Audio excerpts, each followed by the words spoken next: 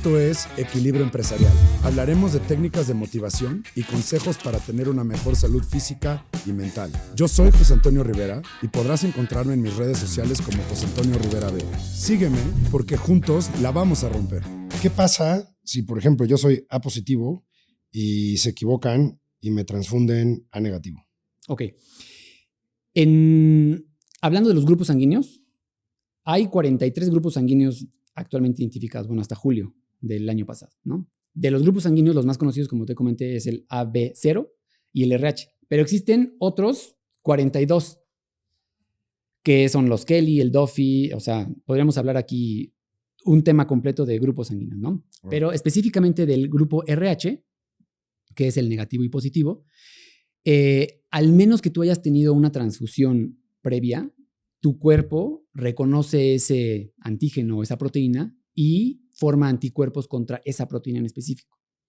En este caso, si tú eres, vamos a cambiarlo, que tú seas A negativo y te transfunden un A positivo, en esta primera exposición no te va a pasar nada, pero tu cuerpo va a decir, ¿y ese RH positivo qué es? Lo va a reconocer, va a formar anticuerpos y van a estar listos, como cuando nos enfermamos. Estos anticuerpos que son las Y representadas, ¿no? En una segunda exposición ante una transfusión con otra vez RH positivo, con A positivo, tu cuerpo va a decir, listo, esto no es mío, vamos a atacarlo. En cuanto venga entrando la sangre, los anticuerpos que tú formaste los van a empezar a atacar, ¿no? ¿Y qué vas a hacer? Destrucción de esas células y va a ser un cuadro de hemólisis y puede poner grave el paciente y hasta puede causar la muerte, ¿no? En el otro caso, si tú fueras A positivo y te transfunden A negativo, no habría problema. ¿Por qué? Porque del A es el mismo grupo, pero el RH negativo quiere decir que en la superficie de los eritrocitos no existe este antígeno. Entonces, no lo va a reconocer porque no va a estar. Entonces, en este caso no afectaría. Pero esta parte de la equivocación de los grupos sanguíneos debería ya no existir. Sí existe, claro que existe, porque todavía interviene el factor humano en toda esta parte de determinación. Actualmente ya existen equipos automatizados, pero en algún punto siempre interviene un humano. A ver, platícame cómo garantizas esa seguridad para que no exista una equivocación. En todos los laboratorios, independientemente si es laboratorio normal o un banco de sangre, siempre tiene que haber diferentes tipos de procesos, ¿no? En el banco de sangre todavía existen procesos todavía más estrictos para seguir, ¿no? Una son procedimientos y instrucciones de trabajo o instrucciones operativas que se tienen que tener forzosamente en cualquier banco de sangre, que básicamente es las instrucciones o los pasos a seguir para que tú hagas una actividad. Independientemente si eres el turno de la mañana, de la tarde o la noche, tú tienes que seguir esos pasos para poder continuar con tu proceso. En dado caso que esto no pasa, porque tiene que continuar todo una cadenita, que tú estés haciendo un grupo sanguíneo y te quedaste a la mitad y yo llego, yo tendría que saber en qué punto vas tú de acuerdo a lo que estás haciendo y poder continuar con el proceso que estás siguiendo, ¿no? Entonces, esa es como la primera, que todos los procesos tienen que estar guiados o tienen que estar paso a paso para que los puedas hacer. El segundo es, en todos los laboratorios hay una verificación cruzada. ¿Qué quiere decir? Que lo que tú hiciste, otro químico, otro médico, otro analista, tiene que llegar a verificar que lo que tú hiciste está correcto, ¿no? Eso es en cuanto a la técnica, si es técnica en tubo, si es técnica en tarjeta. A lo mejor tú en la tarjeta dices es O positivo, yo llego y te digo no, es A, y ya vemos por qué es A. Y después viene la transcripción del resultado, ¿no? Hay sistemas automatizados que ya te lo pasan directo y ya solamente alguien lo verifica, y ahí hay otra verificación cruzada, ¿no? Entonces, en este caso, tú pusiste O positivo, yo llego y te digo, no, es A. Entonces, ok, ya lo corregiste, va. Lo transcribes en tu libreta o en el sistema o automáticamente y pusiste que es A positivo. Otro químico, otra persona llega y tiene que verificar que tu resultado de la tarjeta o del tubo corresponda a lo que tú estás escribiendo, ¿no? Entonces son 4 verificaciones en 2 eventos básicamente, distintos, ¿no? Entonces, uno en el estudio directamente y otro en la captura y emisión del resultado. Oye, y entrando a este tema,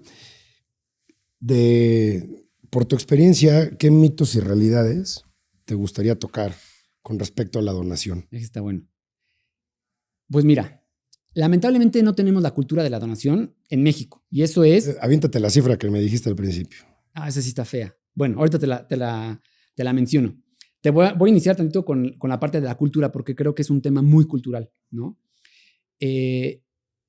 No sé si tú hayas escuchado, que yo creo que sí, y la mayoría de las personas a lo mejor van a decir sí, cierto.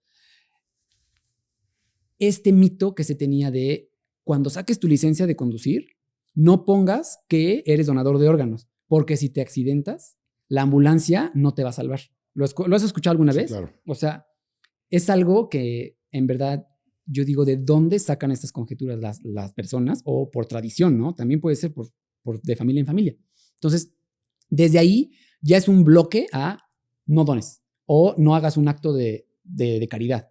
Entonces, si desde ahí tenemos este chip impregnado de no lo hagas porque no te van a salvar, creo que si la donación de órganos es algo todavía más importante, la donación de sangre, que realmente te quitan medio litro de sangre, bueno, te quitamos medio litro de sangre sin afectarte, no lo hace la gente, ¿no? Entonces, ese es como que la primera, el choque cultural, ¿no?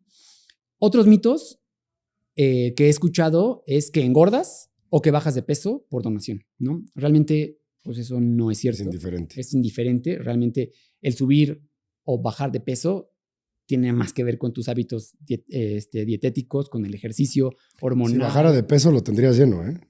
En lugar de comprar Ozempic, estarían donando sangre y ahí estaría todo a dar. ¿Sabes qué? El tema, si hablamos de peso como tal, pues sí bajas de peso, porque la sangre pues pesa. Medio kilo.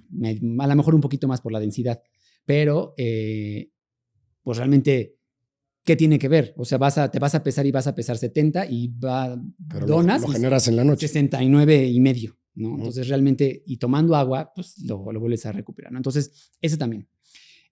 Otras cosas así que se han escuchado sobre los diferentes, a lo mejor, padecimientos que tiene la gente, que si eres diabético, que si eres hipertenso, que si fumaste, que si tomaste. O sea, todos esos criterios nosotros ya directamente en el interrogatorio los vamos preguntando así muy puntual para poder decir si puedes donar o no, ¿no? Realmente, pues se hace esta historia médica o este interrogatorio donde como que sí aventamos ciertas preguntitas a propósito que nos enseñan en medicina para poder ver hacia dónde vamos, ¿no? Y decir, ok, sí puedes donar, no puedes donar. Entonces, estos criterios los vamos viendo ahí en el banco de sangre. De acuerdo a las cifras, pues mira, cada año el Centro Nacional de la Transfusión Sanguínea, junto con la Secretaría de Salud, hacen un consenso de toda la información que los bancos de sangre estamos obligados a enviar. Esta información, supuestamente, la tenemos que enviar todos los bancos de sangre del país. Y se la enviamos mes con mes puntual, tenemos del 1 al 7 de cada mes para enviar esta información. Esta información es recolectada de acuerdo a las donaciones de sangre, qué hicimos con esa sangre, cuántos fueron reactivos, cuántos no fueron reactivos, qué tipo de donaciones, o sea, toda la información que pudiéramos obtener en el banco de sangre. Y cada año la publican por ahí de julio. Julio del año pasado salió la recopilación del 2022. Entonces, esa dio un porcentaje en México como país. La donación de sangre altruista está en 7% más o menos, ¿no? O sea, de toda la sangre recolectada, solo el 7% es altruista. Los demás son gente que están reponiendo la sangre usada para su familiar. Exactamente, que es como que las dos. Existen varios tipos de donaciones, pero para englobarlas en general, las vamos a englobar en donaciones altruista o de reposición y familiares.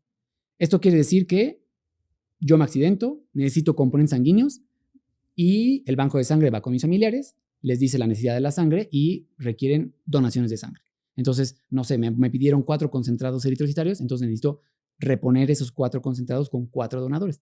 Así es como se maneja la mayoría de las donaciones en México.